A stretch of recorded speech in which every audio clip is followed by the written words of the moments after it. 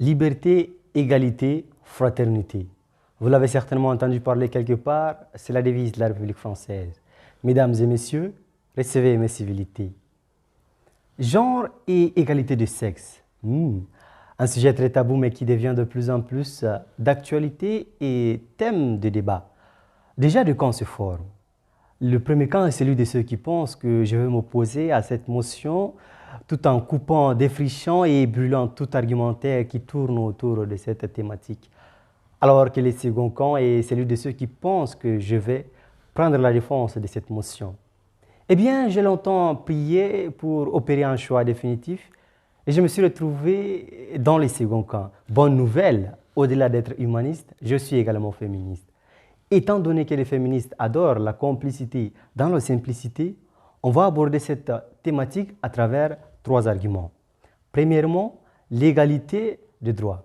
Deuxièmement, l'égalité des responsabilités et opportunités. Troisièmement, le respect des genres.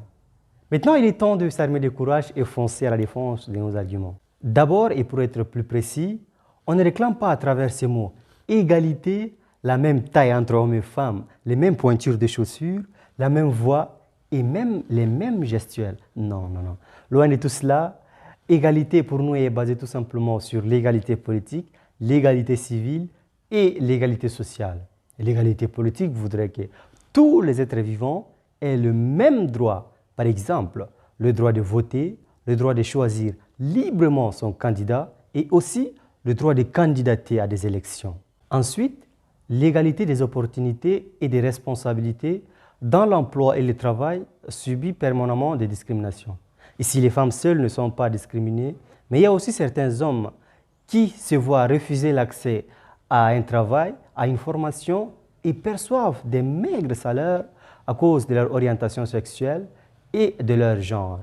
D'après l'Organisation internationale du travail, OIT, certaines travailleuses qui travaillent exactement comme les hommes perçoivent 20 à 25% de salaires inférieurs à celui de leurs collègues masculins.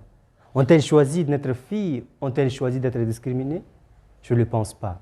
Enfin, le respect des genres est primordial parce qu'on peut crier, manifester et faire tout ce qu'on veut pour réclamer l'égalité des genres et des sexes. Et même si cette égalité devient un jour une réalité, on ne peut pas avancer sans le respect, on ne peut que reculer. Car il y a beaucoup de façons d'entrer dans la vie des humains, mais il n'y a qu'une seule façon d'y rester, c'est le respect.